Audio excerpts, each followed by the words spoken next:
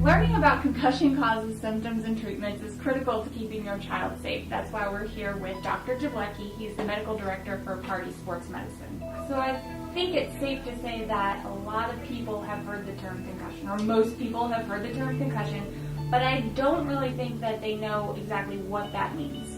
What a concussion is when a force is delivered to the brain that's not with enough to cause significant damage to the brain, as in bleeding or a skull injury. Those are much higher energy. We like to say there's a lot more force required. You see these in motor vehicle accidents or falls from height, where in this case we're talking about a lower level of force, but if anybody's ever watched a good solid hitting football game, it's not without a significant amount of force that these athletes are getting hurt. So it's, by definition, is nothing on our current imaging techniques will show up. So you go to the ER with a concussion, they're not going to find anything on a CT or MRI. But what we do know happens to the brain as a result of the injury. And the injury is force applied to the skull. The skull is a tight place. There's not room for the brain to move around, so it suffers as a result of getting hit.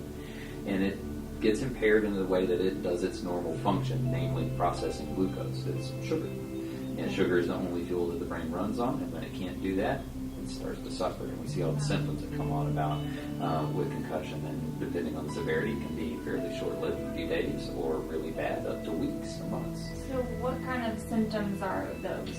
Broadly ranging. The most common things that we'll see: blurry vision, dizziness, memory loss of consciousness, headache, probably the most common.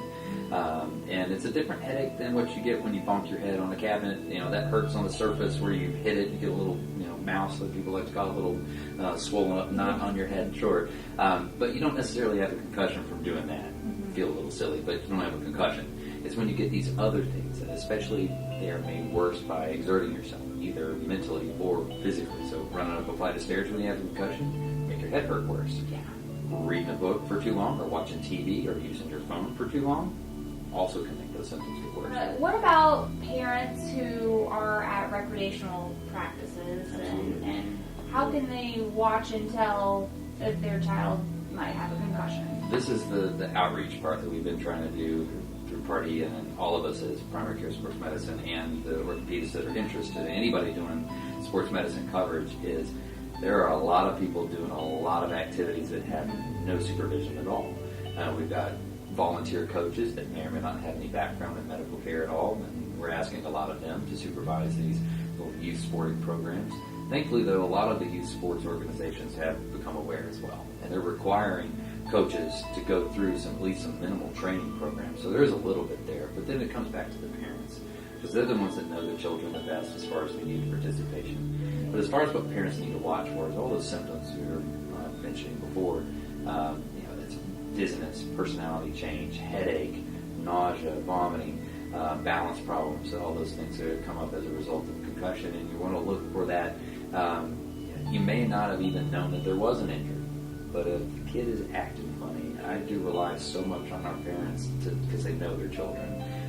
They can see when there's been an attitude change that doesn't make sense. It's not just because they're a teenager anymore, it's because something is off. These are things that sometimes are very obvious, but are also sometimes subtle, but parents can often detect that.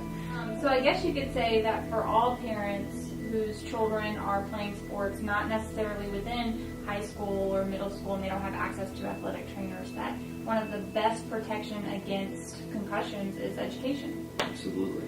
Because we know participation in these sports, injuries can happen. And being aware of when they occur, to get treatment early, proper management, and then the safest return to play is the only way to treat it safely.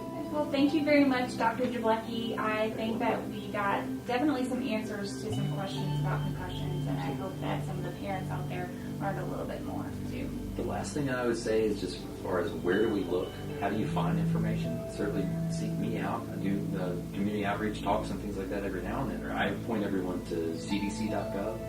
The Heads Up Concussion Program is excellent. All kinds of information that can be downloaded or printed for free or requested in color format that is very easy to understand, written at a level that it's not a lot of medical terminology.